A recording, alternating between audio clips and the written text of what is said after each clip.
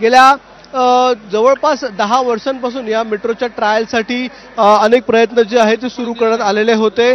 मात्र आता अनेक वर्षांचा उशीर झाल्याच्या नंतर ही हळूहळू मेट्रो जी सुरू झालेली आहे। आपण पाहताय गायमुख स्टेशन आहे मेट्रोचं आणि या गायमुख स्टेशन पासून ते विजय गार्डन हे जे स्टेशन आहे या 4 स्टेशनचा प्रवास जो आहे तो आता सुरू करण्यात आलेला आहे आणि या 4 स्टेशनसाठीच गेल्या काही दिवसांपासून प्रयत्न सुरू होते, चाचण्या सुरू होत्या आणि इथे आपण बघताय ओव्हरहेड वायर देखील इथे लावण्यात आलेली आहे आणि अशाच प्रकारे याच आता ट्रॅकवर सीबीटीएस प्रणाली असेल किंवा सिग्नलिंग असेल किंवा ब्रेकिंग असेल अशा वेगवेगळ्या चाचण्या या केल्या जाणार आहेत आणि त्या चाचण्यांच्या माध्यमातून ही जी गायमुख ते विजय गार्डन ही जी आज मेट्रोची चाचणी घेण्यात आलेली आहे त्याच माध्यमातून येणाऱ्या काळामध्ये गायमुख ते कॅडबरी इथपर्यंत 10 स्थानकांपर्यंतची मेट्रो जी आहे ती ठाणेकरांसाठी खुली करण्यात येणार आहे। मात्र त्यासाठी थोडासा उशीर लागेल आणखी अजूनही काही महत्त्वाची कामं करणं बाकी आहे आणि त्याचमुळे आता आपण बघताय हळूहळू हा जो मेट्रो आहे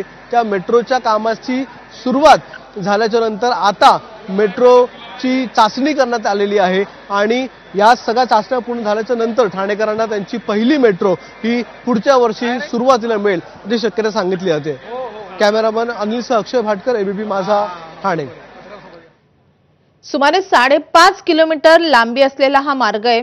कॅडबरी, माजीवडा, कापूरबावडी, मानपाडा, टिकुजिनीवाडी, डोंगरीपाडा, विजय गार्डन, कासार वडवली, गोवनीपाडा, गायमुख अशी 10 स्थानकं या मार्गामध्ये आहेत, ज्याची ट्रायल आता सुरू झालेली आहे।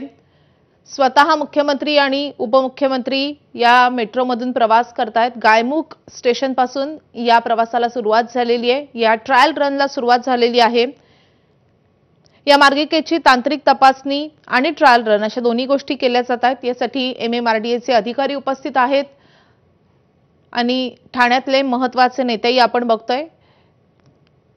मुंबईकरांसह MMR क्षेत्रामध्ये मेट्रोचा विस्तार करण्याच्या दृष्टीने हा अतिशय महत्त्वाचा प्रकल्प आहे। खास करून ठाण्यासारख्या अतिशय वाहतूक कोंडीने सध्या त्रासलेल्या सगळ्या भागामधून आता ही मेट्रो मुंबईशी जोडली जाणार आहे, त्यामुळे ठाणेकरांसाठी हा मोठा दिलासा ठरणार आहे। त्यामुळे ठाणेकरांना प्रतीक्षा याच गोष्टीची आहे की कधी ही मेट्रो सेवेमध्ये दाखल होते, कधी ही मेट्रो सुरू होते आणि त्या दृष्टीने आजचं पाऊल खूप महत्त्वाचं आहे, कारण या ट्रायल रन नंतरच ही मेट्रो ठाणेकरांच्या सेवेमध्ये कधी दाखल होणार आहे ती तारीख निश्चित केली जाणार आहे।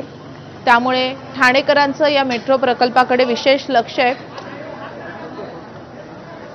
आज जी ट्रायल आहे ती 5.5 किलोमीटर लांबीच्या मार्गाची आहे, मात्र या संपूर्ण मार्गिकेचं काम अजूनही प्रगतीपथावर आहे। 2027 पर्यंत ते पूर्ण काम होईल आणि त्यानंतर हा संपूर्ण मार्ग ठाणेकरांच्या सेवेमध्ये दाखल होईल। एकूण 35 किलोमीटरची लांबी आहे मेट्रो 4 आणि मेट्रो 4A ची आणि यासाठी 16,000 कोटींचा खर्च आलेला आहे अशी माहिती मुख्यमंत्री देवेंद्र फडणवीस यांनी दिली आहे।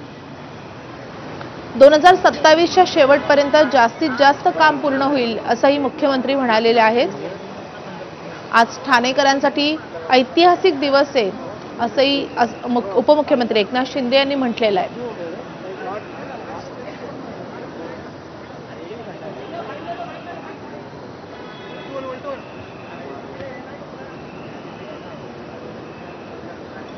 आता गायमुख पासून या मेट्रोच्या प्रवासाला सुरुवात झाली आहे। कॅडबरी जंक्शन पर्यंत ही मेट्रो जाईल आणि तिथून परत येईल। आपण हे सगळे अधिकारी बघतोय मेट्रो स्टेशनवर या मेट्रोची प्रतीक्षा करतायत। मुख्यमंत्री देवेंद्र फडणवीस आणि उपमुख्यमंत्री एकनाथ शिंदे या कार्यक्रमाला उपस्थित आहेत। अजित पवार या कार्यक्रमाला सध्या दिसत नाहीयेत, ते येतील असं सांगितलं जात होतं, मात्र अजित पवार आलेले नाहीयेत। मात्र मुख्यमंत्री आणि उपमुख्यमंत्री एकनाथ शिंदे या ट्रायल रनला उपस्थित आहेत, ते स्वतः मेट्रोनं प्रवास करतायत। एकनाथ शिंदे यांच्या दृष्टीने देखील हा प्रकल्प खूप महत्त्वाचा आहे, कारण ते स्वतः ठाणेकर आहेत आणि त्या दृष्टीनं या मेट्रो प्रकल्पाकडे त्यांनी जातीने लक्ष दिलेलं होतं।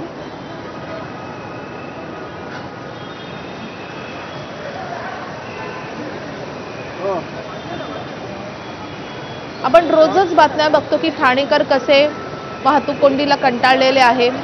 घोडबंदर रोडवर काही दिवसांपूर्वीच आंदोलनही झालेली आहेत। त्या ठाणेकरांना या त्रासातून मुक्त होण्यासाठी एकच मार्ग सध्या आहे, तो म्हणजे मेट्रोचा आणि त्यामुळेच या